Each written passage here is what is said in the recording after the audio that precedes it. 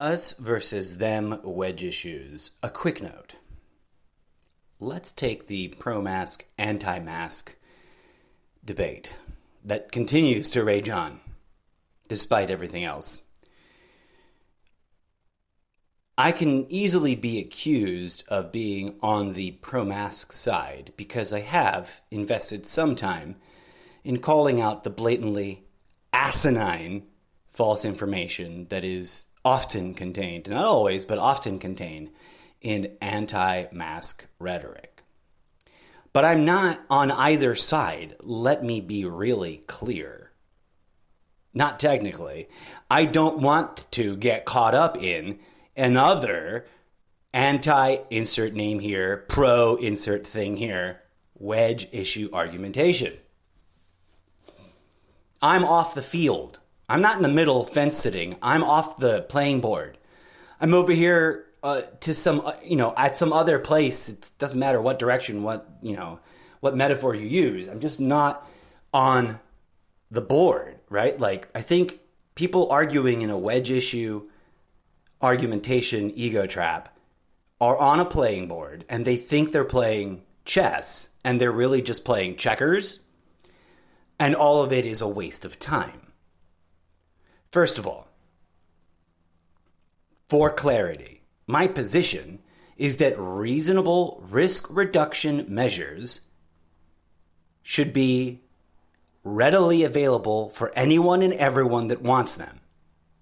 Masks, gloves, face shields, oxygen pumping, helmets. Don't give a fuck. That's what freedom is, bro. And I think that anyone who doesn't want to wear a mask or doesn't want to engage in reasonable risk reduction measures, fine. Don't. But hold yourself accountable. Don't be a raging, judgmental dickwad about it, because that's what the system wants you to do. Don't run around judging everyone else as sheeple blindly, because that's what the indoctrination wants you to do. Same thing goes for the other side. You want to wear a mask? You want to wear 3 masks and gloves and an air purifying helmet? Great. That's fucking freedom, bro. I should let you do it. Anyone who's anti-mask should let you do it. But don't be a raging, gushing a-hole about it. Protect yourself. Protect your family. Make your risk assessments. Choose your choices. Right? This goes for everybody on both sides. And why do I take this stance? Because in the 2.5 years that this raging debate has been going on, none of the name calling, none of the insults, none of the judgmental language being spewed on social media and on the streets, in restaurants and airplanes has actually solved anything. 1 million Americans dead, thousands of new infections per day. What have you all achieved besides jumping on a treadmill of endless distractionary conflict creation? Both sides of you. Wear the mask, don't wear the mask. And then go on with your life. Get the vaccine, don't get the vaccine. And then fucking zen out and move on with your life. If I may be so brusque as to suggest. Now, I'm of the position that reasonable risk reduction measures should be readily and freely available, made so by the government at their own expense, because that's what government is supposed to do, in my opinion, as opposed to dictating what we can and cannot do. It should be providing platforms and resources for people to choose what they want to do, right? Okay. Inversely, people will have failed to notice, I'm sure, but I'm quite clear that I'm not in favor of the overreach of totalitarian mandates, especially because of the, clause trickery that mandates aren't actual law. Mandates should be understood as what they were meant to be. Strong guideline recommendations, which you choose to ignore at your own peril. There shouldn't be absurd and obnoxious fines and punishments associated, and I think this is equally fair, there shouldn't be raging idiotic fights between the two wedge issues on planes.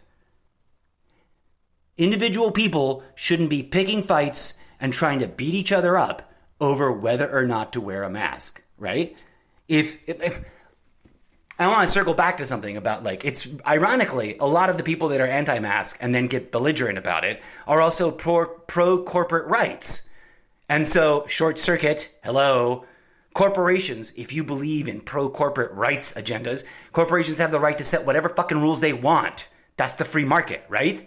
Some of the people who are, like, screaming about personal freedom are also free market capitalists that believe in contracts and yet didn't read the effing EULA, the End User License Agreement, which is a legally binding contract on the platforms that they use, in the social media sphere, right? Trump is the perfect example. He didn't get deplatformed because of some lizard people deep state shenanigans. He got deplatformed because he literally violated the contract he agreed to follow. And he claims to be a really important super genius businessman. It just goes to show you he doesn't give fuck all about contracts. Now, am I a strict bootlicking contract adherenter of, like, oh, we must obey everything? No, of course not. But if we're going to play in the sandbox, we should know what the effing rules are and what we are agreeing to, instead of agreeing to it blindly and then screaming persecution when our own actions break the rules we agreed to. It's that simple. I mean, the same goes for, like, the mask mandates in airplanes and in close quarters, okay? Like, a mandate should not dictate what anyone does in the privacy of their own home. And in this particular context, because of the way in which science itself has described the behavior of the pandemic, there shouldn't be open air space mandates. That's just ridiculous. But if you're going to go to a enclosed space that's run by a corporate entity that has insurance and other, like, legally binding social contract sort of responsibilities, they have the right to set rules, whether it's a supermarket suggesting that you mask and social distance, or a nightclub requesting that you have a negative test and or a vaccine card, or both. And if you don't like that, well then, what do you want? Communism? Because in the free market, every corporate entity has certain rights. And according to the system you claim to uphold, those rights include saying, dear customers, if you want to engage with our, and bless it, plenty of businesses have said, fuck it, I don't want to do a mask. Let them come in here and get sick. Great. They have that right too. And if you don't like it when a bar or some other business does that, don't go there. That's the double-edged sword, the quadruple-edged sword that cuts every quadrant of the quote-unquote, because it's sort of not really as free as the free marketeers like to propagandize, but the quote-unquote free market enterprise capitalist system that we live in, right? Now, there's a bunch of ways we can unpack the system and call it different things and argue about the labels, but generally speaking, you can't deny that the fact that we have bars, nightclubs, restaurants, shopping malls, and that's the majority of what we're expected to do with our lives, is work at a place of business and then spend that money at other businesses. And we've made businesses the focal point of our civic livelihoods instead of other things, which we could have, might have, arguably should have done. Put a pin on the corkboard about that. We've talked about that in past episodes and tangents, and I'm sure we'll make a dedicated episode about that in the not too distant future. So I digress. Like, I think, like, haven't we all had enough of the arguing? Haven't those of us who point out the wedge issues pointed out the pattern strongly enough and how it's so blindly repeated in so many different things? Ukraine, support Ukraine, despise Ukraine. It's an us versus them. You're evil, I'm, the righteous one wedge issue, where each side believes that they're on the right side and everyone else is wrong. Show me a popular, trending, quote-unquote, issue debate in society today that doesn't conform to the definitive paradigms of an engineered distractionary wedge issue. 3 foot tall question mark. Sorry, 30-story tall question mark. Like, show me one. other than like, and I'm talking about ideologies, right? Not like organically happening occurrences between people who are aware of ideologies or so blissfully unaware of them that they don't need to deal with them. Either side is blissfully good fortune to a certain degree. But I digress. The time is now, folks. If you really take a moment to assess your public discourse, your social media engagement, your discussions with family and friends and strangers at gathering places, and your thoughts about what's going on in the world, it is time. You are being asked by your soul, by the universe itself, to question whether or not you're dutifully treading on one of these engineered wedge issue treadmills of argumentation and debate that achieve nothing, right? Now, everyone could point at me and say, you do the same thing. I'm like, I'm the one pointing at the treadmills.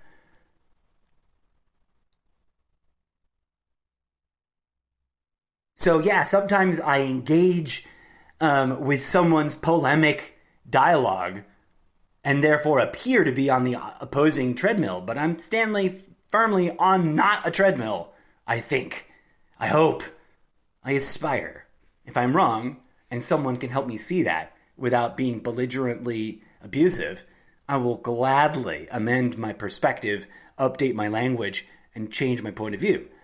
But from what I'm seeing, most people, even polite, wonderful, kind, amazing, well-intentioned people, will jump on these treadmills when presented with them, right?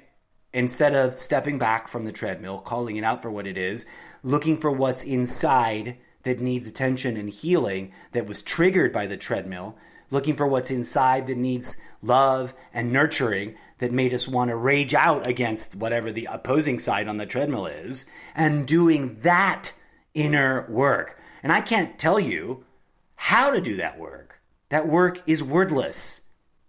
That work has no school of thought. That work, if there are paradigms and teachings and practices, they are from an ancient time and place, and made by people who hopefully really, really did the work. But if they don't work for you, they don't work for you. And something else, including wordless self-discovery, just might. Because as one of the ancient schools of spiritual wisdom teaches, you already are. You aren't disconnected from nature. You are nature. You aren't disconnected from the divine. You are the divine. You are living under the self-imposed hallucinatory ego trap misguidance of believing in those disconnections, right? So while programmatic, well-organized, historically nostalgic, culturally beautiful practices are well and good and should be applauded and preserved, they should also be questioned for their applicability if they are no longer applicable, or if there are people to which they make no sense. They don't need to be, forced into that, right? In terms of spirituality. One of the things I'm deeply concerned about is that this same issue, this incursion of corrupting corruption that leads to the sudden implementation of distractionary wedge issues that distract people from doing the work that will achieve the solutions we actually want to achieve, right? I mean, a really simple, civic, mundane example, and I don't mean to dismiss it. It's not mundane as in boring or lame or bad. Mundane as in simple and rudimentary and basic to reality. Homelessness. I keep bringing it up because I've been watching people argue about it and fight about it and misspend money about it and mismanage civic agencies about it for 40 years. And it's just grown. Because none of the argumentation, none of the intellectual leadership, some of it maybe, a little bit, but none of the actual civic work that eventually gets done after the bureaucratic processes of churning it through the machine have really addressed the raw, core, originating, root issues of why people in this system, which depends on infinitely escalating spending growth in order for profits to be accumulated doesn't allow for people to maintain a basic safety net if they aren't making enough money because everything continues to increase in cost. We're not addressing the root cause of homelessness, right? We're not addressing the root cause of drug addiction. We're arguing about who's at fault and legislating some of the easily identifiable bad guys without acknowledging that they wouldn't be providing a service if people weren't looking for it. Why are people looking for these products? Why do people do horrible things? Instead of hyper-criminalizing, hyper-vilifying, hyper-depersonifying, dehumanizing, and objectifying whole swaths of people, many large portions of which are not engaged in criminal activity, why aren't we collaboratively, non-partisanly, non-politically investigating, understanding, and truly addressing and healing the root cause issues of crime, poverty, and homelessness, instead of the shenanigans and nonsensical showboating, political flexing, and wedge issue distractionary argumentation that we do engage in about these issues? That's what's grinding my wheels today. Thanks for tuning in.